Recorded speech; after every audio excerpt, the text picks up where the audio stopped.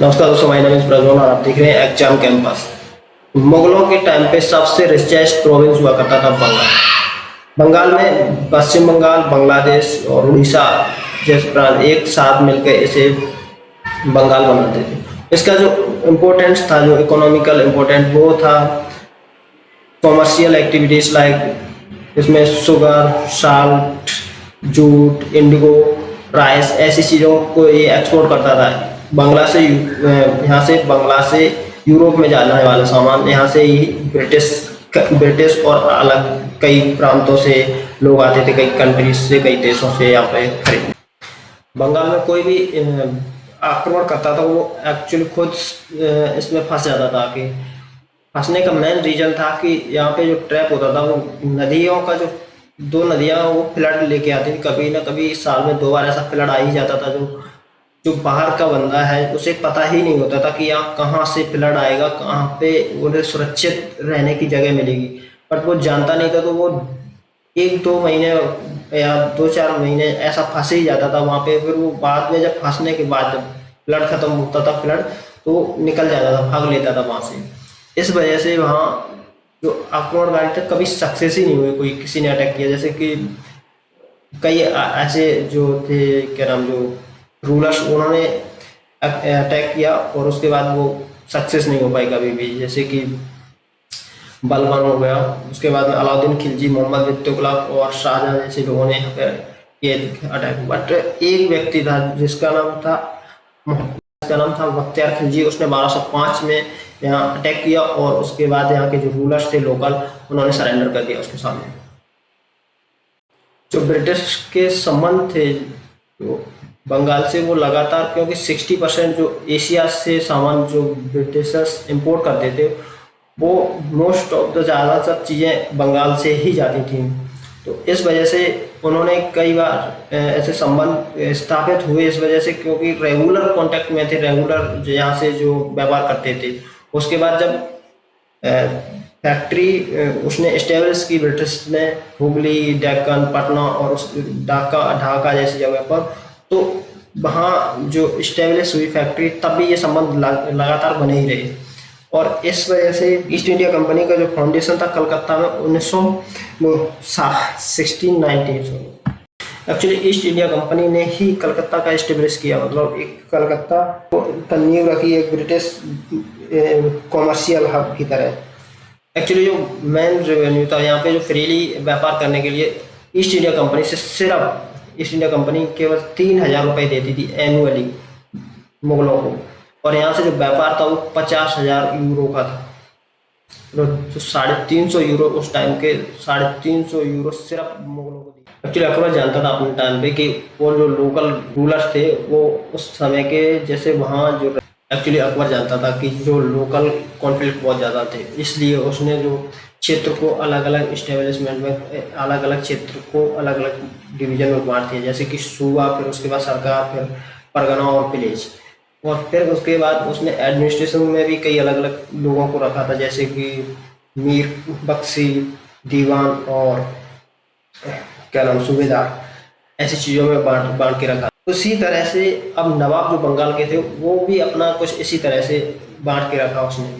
उसने इस चीज़ों को, इसलिए बंगाल तो पहले ही मुगल्स के कंट्रोल में था, बट यहाँ से जो टैक्स रेवेन्यू वगैरह कलेक्ट होता था वो मुगल के पास ज़्यादा था, बट एक अंडर अभी भी था। बट नवाब यहाँ अपना भी कुछ अलग से चलाने की कोशिश कर रहा था और उसने भी अपने रूल्स बनाए रखे थे। अपने एडमिनिस्ट्रेशन को इसी तरह से निज़ाम और दीवान में बांट दिया। निज़ाम मतलब लॉ, ऑर्डर, पुलिस और आर्मी, और इसी तरह से दीवान का मतलब है रेवेन्यू को कलेक्ट करना और लगाना रेवेन्यू को। 1700 से 1727 तक एक पहला नवाब आया जिसने अपने आप को इंडिपेंडेंट, फर्स्ट नवाब आया, उसने बनाया मुर्शीद कुली खान, और जो 1700 से 1770 के बीच में रहा, जिसने, और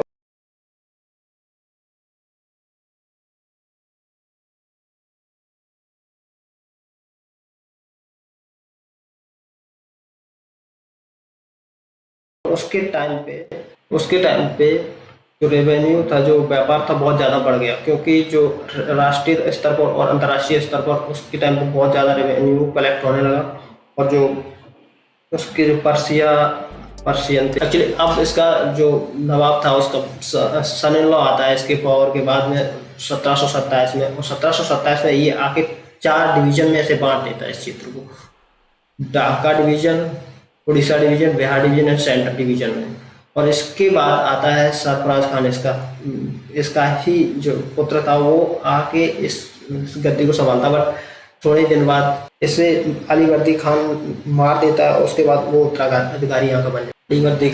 Alivardi Khan most of the time अपना मराठाओं के साथ में लड़ने में काट देता, क्योंकि मराठा उस टाइम पावर में थे और मराठा पीक पे थे। मराठाओं में जो बाजीराव फर्स्ट थे, उन्होंने बुंदेलखंड, गुजरात, मालवा, उड़ीसा जैसे राज्य को अपने उसमें मिला लिया था। और उस टाइम जो उन्होंने इंडिपेंडेंट फैमिली भी कई ऐसे इस्टेब्लिश कर रखे थे, जैसे कि भोसले जो नागपुर से, वहीं होलकर जो इंदौर से, और सिंधिया जो ग्वालियर से थे, और गायकवाड़ जो बड़ौदा से थे। इन सबको इन्होंने इस्टेब्लिश कर रखा था और मराठाओं से काफ़ी टाइम इसने युद्ध किया अलीवर्दी खान ने। उसके बाद इसने अपना ध्यान उस राज्य पे, उसके इस्टेब्लिशमेंट में लगाया। इससे कई बार कहा भी गया, इसके जो लोकल एडमिनिस्ट्रेशन थे उन्होंने कहा भी कि आप इन अंग्रेजों को क्यों नहीं निकालते, तो उसने कहा कि यार अगर जमीन से तो निकाल देंगे, बट समुद्र से इन्हें कैसे बाहर भेजेंगे, क्योंकि कोई भी इनके पास ऐसा कोई संसाधन नहीं था कि जो समुद्र में जा सके और उनसे लड़ाई। एक्चुअली अलीवर्दी खान का सक्सेसर था शुजा-उद-दौला। शुजा-उद-दौला जब पावर में आया तो उसकी एज काफी कम थी, क्योंकि वो 23 साल का था। उस टाइम जो उसकी जो मौसी थी, जो कासिटी बेगम, और उसका जो चचेरा भाई था, वो दोनों ने बहुत अपोज किया इसका जो सत्ता में आने के बाद। और उसने इस सबसे उसका जो इंटरनल सक्सेशन था बहुत ही ज्यादा रिबेल था। रिबेल मतलब वो उसके ही अपने उससे बहुत ज्यादा खफा थे। उसकी जो कासिटी बेगम मौसी थी, उसके बाद जो उसका जो शौकत अली जो उसका भाई था चचेरा, वो दोनों ही इसके बहुत ही अपोजिशन में थे। उसने सबसे पहले उस ग्रुप को डोमिनेट किया, क्योंकि उस ग्रुप को कम से कम जो डोमिनेट करते हैं, ऐसा होता ही था किसी ना किसी राज्य में, कहीं ना कहीं ऐसे बड़े दरबार में ऐसे लोग रहते ही थे बड़े, जो एक इन्फ्लुएंस रखते थे, जिसकी इन्फ्लुएंस की वजह से ही पूरे राज्य को वो नए निर्देश और नए तरीकों के साथ हाँ इसीलिए रखते थे राजा, और जो अपने जो एडमिनिस्ट्रेशन चलाने के लिए इन प्रदेश या जो प्रोविंस थे, जो भी राज्य थे, वहाँ से जो सबसे पॉपुलर लोग हैं, जो सबसे इन्फ्लुएंस्ड लोग हैं, वो दरबार में होना जरूरी ही था उस टाइम। तो ये जो बैंकर्स थे, जो पैसे वाले भी होते थे, क्योंकि जब इन्फ्लुएंसर होंगे तो पैसा भी होगा इनके पास, और जो इन्फ्लुएंसर होने के बावजूद ये जब इंटरफेयर करने लगे किसी गवर्नमेंट में या किसी उसके एडमिनिस्ट्रेशन में, तो समझ लो वो कहीं ना कहीं खतरे में है।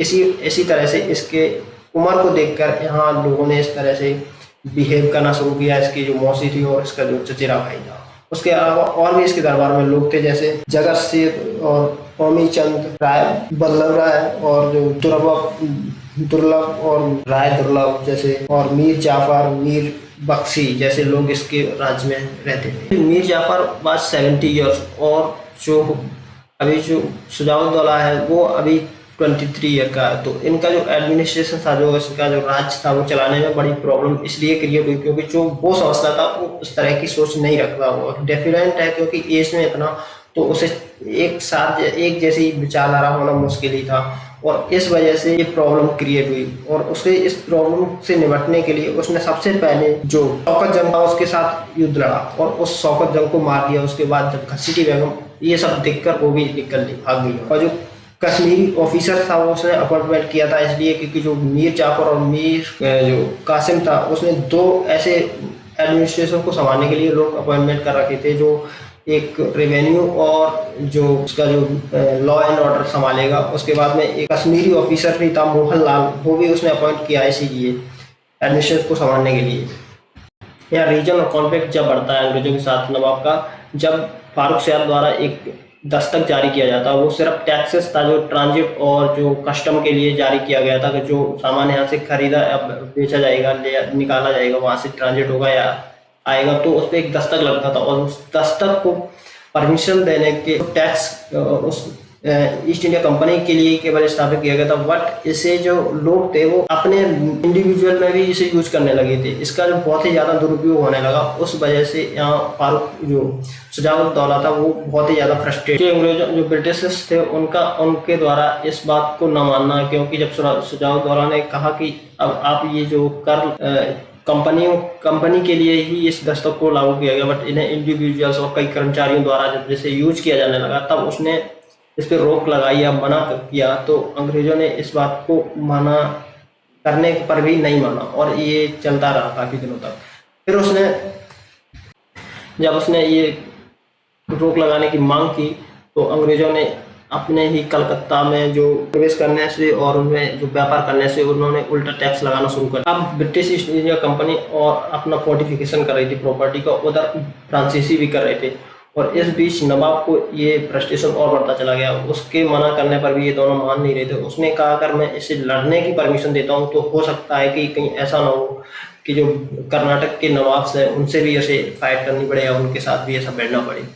तो और ऐसे ये भी लग रहा था कहीं ना कहीं उसके जो सक्सेसर थे या फिर उसके जो अपोजिशंस थे, वो सक्सेसर या अपोजिशंस करने वाले लोग वो उसके साथ कहीं ना कहीं ब्रिटिश ईस्ट इंडिया कंपनी के लग रहे थे। उसे एहसास था, बट उसने जो फ्रांसीसियों से मना किया फोर्टिफिकेशन का वो मान गए, but British east India company इस बात को नहीं मानी और उसने डायरेक्ट इस बात से मना कर दिया। फिर सिराजुद्दौला ने कासिम बाजार पर कब्जा जब्त कर लिया और उसके बाद में जो विलियम फोर्ट था उस पर भी कब्जा कर लिया।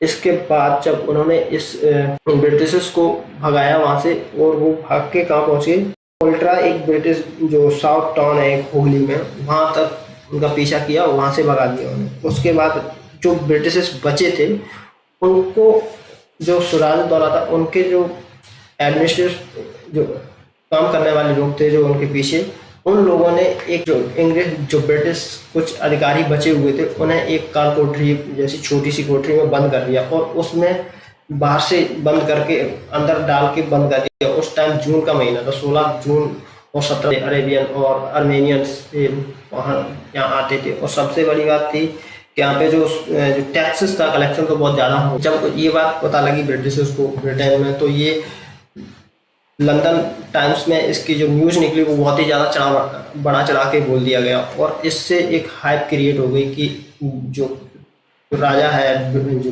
बंगाल का जो नवाब है, वो बहुत ही ज़्यादा क्रूर है और उसने इस तरह के लोगों पर अत्याचार किए हैं। अब जब इस सेंटीमेंट से बहुत ज़्यादा लंदन टाइम्स में इसकी जो न्यूज़ निकली वो बहुत ही ज़्यादा बड़ा चढ़ा के बोल दिया गया, और इससे एक हाइप क्रिएट हो गई कि जो राजा है, जो बंगाल का जो नवाब है, वो बहुत ही ज़्यादा क्रूर है और उसने इस तरह के लोगों पर अत्याचार किए हैं। अब जब इस सेंटीमेंट से बहुत ज़्यादा लोग भड़क गए थे उस टाइम। 1757 में फिर से रॉबर्ट क्लाइव आता है, और क्लाइव 1757 में एक ट्रीटी करता है बंगाल के नवाब के साथ, और वो ट्रीटी थी अलीनगर ट्रीटी। और इस अलीनगर ट्रीटी में वो ब्रिटिशर्स इसके पीठ पीछे एक मेन षड्यंत्र रचना शुरू करते हैं, और इसके जो लोकल बैंकर्स थे जो इसके एडमिनिस्ट्रेशन में काम करने वाले लोग थे, जैसे मीर जाफर, मीर कासिम और कई अलग अलग एडमिनिस्ट्रेशन जैसे कि अमीर चंद और मर्चेंट जगत सेठ और बैंकर जैसे कादिम खान जैसे कमांडर्स वगैरह इसमें शामिल थे। अभी बहुत सारी मांगे रखता है नवाब के सामने, और नवाब उस सारी मांगों को मना कर देता है। और इन्होंने षड्यंत्र बना ही रखा था पीछे कि अब ये कुछ ना कुछ ऐसा षड्यंत्र रचेंगे, और उसके बाद इन्होंने युद्ध की तैयारी कर ली। और युद्ध की तैयारी के लिए इसने जितने भी जो बैक चैनल से लोग इकट्ठे किए थे उनकी मदद से रॉबर्ट क्लाइव ने, तो ये युद्ध में आ जाते हैं 23 जून 1757 में। और यहाँ लड़ाई होती है, प्लासी की लड़ाई नाम से जानी जाती है। यहाँ कोई वैसी लड़ाई नहीं हुई, जब बहुत ही कम लोग मारे गए, ऐसा कोई बहुत ज़्यादा लड़ाई हुई नहीं, क्योंकि जो कंपेरिजन था दोनों सेनाओं में वो बहुत ज़्यादा था। जो रॉबर्ट क्लाइव था उसके पास 2000 की आर्मी थी, और वहीं जो शुजाउद्दौला था उसके पास लगभग 50,000 की आर्मी थी। और ये आर्मी काफ़ी देर से ये टाइम हो जाता बहुत, तो इसे सब देखते रहते कि अभी तक इसने कोई अटैक क्यों नहीं किया है रॉबर्ट क्लाइव ने। तो जो मीर जाफर था जो यहाँ का जो आर्मी चीफ था इसका शुजाउद्दौला का, वो कहता है कि आप जाइए, मैं इससे निपट लूंगा, क्योंकि वो चाहता ही था कि ये कैसे भी यहाँ से जाए और उसके बाद में मैं यहाँ से कॉन्स्पिरेसी उसने बनाई थी वो उसे स्टार्ट करे करना। और जैसे ही वो सुजाउद्दौला उसकी बात मानता है, क्योंकि उसके पास सेना ही नहीं थी, वो जानता ही था कि यहाँ पे डेफिनेटली रॉबर्ट क्लाइव हार जाएगा, बट ऐसा नहीं हुआ। और उसने जो षड्यंत्र रचा वो 45,000 आर्मी लेके, जैसे ही वो रॉबर्ट क्लाइव सुजाउद्दौला वहां से जाता है, उसके बाद ये जाके रॉबर्ट क्लाइव से मिल जाता है और रॉबर्ट क्लाइव के साथ 45,000 आर्मी को भी लेके चला जाता है। क्योंकि आर्मी को कुछ पता नहीं होता था उस टाइम, क्यों पता था ही नहीं कि क्या हो रहा है, और आर्मी भी उसके साथ चली। जब इस बात को पता लगता है तो आर्मी शाम तक इसके खिलाफ हो जाती है, और इसके साथ ये खिलाफ होने के बाद आर्मी इसका विद्रोह करने लगती है और इसे एक तरह से इसके खिलाफ हो जाती है पूरी आर्मी। और जब इसके खिलाफ हो जाती है पूरी आर्मी, अभी बहुत सारी मांगे रखता है नवाब के सामने, और नवाब उस सारी मांगों को मना कर देता है। और इन्होंने षड्यंत्र बना ही रखा था पीछे कि अब ये कुछ ना कुछ ऐसा षड्यंत्र रचेंगे, और उसके बाद इन्होंने युद्ध की तैयारी कर ली। और युद्ध की तैयारी के लिए इसने जितने भी जो बैक चैनल से लोग इकट्ठे किए थे उनकी मदद से रॉबर्ट क्लाइव ने, तो ये युद्ध में आ जाते हैं 23 जून 1757 में। और यहाँ लड़ाई होती है, प्लासी की लड़ाई नाम से जानी जाती है। यहाँ कोई वैसी लड़ाई नहीं हुई, जब बहुत ही कम लोग मारे गए, ऐसा कोई बहुत ज़्यादा लड़ाई हुई नहीं, क्योंकि जो कंपैरिजन था दोनों सेनाओं में वो बहुत ज़्यादा था। जो रॉबर्ट क्लाइव था उसके पास 2000 की आर्मी थी, और वहीं जो सुजाउद्दौला था उसके पास लगभग 50,000 की आर्मी थी। और ये आर्मी काफ़ी देर से, ये टाइम हो जाता बहुत, तो इसे सब देखते रहते कि अभी तक इसने कोई अटैक क्यों नहीं किया है रॉबर्ट क्लाइव ने। मीर जाफर था जो यहाँ का जो आर्मी चीफ, आप जाइए मैं इससे निपट लूंगा, क्योंकि वो चाहता ही था कि ये कैसे भी यहाँ से जाए, और उसके बाद में मैं यहाँ से कॉन्स्पिरेसी उसने बनाई थी वो उसे स्टार्ट करेगा। और जैसे ही वो सुजाउद्दौला उसकी बात मानता है, क्योंकि उसके पास सेना ही नहीं थी, वो जानता ही था कि यहाँ पे डेफिनेटली रॉबर्ट क्लाइव हार जाएगा, बट ऐसा नहीं हुआ। और उसने जो षड्यंत्र रचा वो 45,000 आर्मी लेके, जैसे ही वो रॉबर्ट क्लाइव सुजाउद्दौला वहां से जाता है, उसके बाद ये जाके रॉबर्ट क्लाइव से मिल जाता है और रॉबर्ट क्लाइव के साथ 45,000 आर्मी को भी लेके चला जाता है। क्योंकि आर्मी को कुछ पता नहीं होता था उस टाइम, क्यों पता था ही नहीं कि क्या हो रहा है, और आर्मी भी उसके साथ चली। जब इस बात को पता लगता है तो आर्मी शाम तक इसके खिलाफ हो जाती है, और इसके साथ ये खिलाफ होने के बाद आर्मी इसका विद्रोह करने लगती है, और इसे एक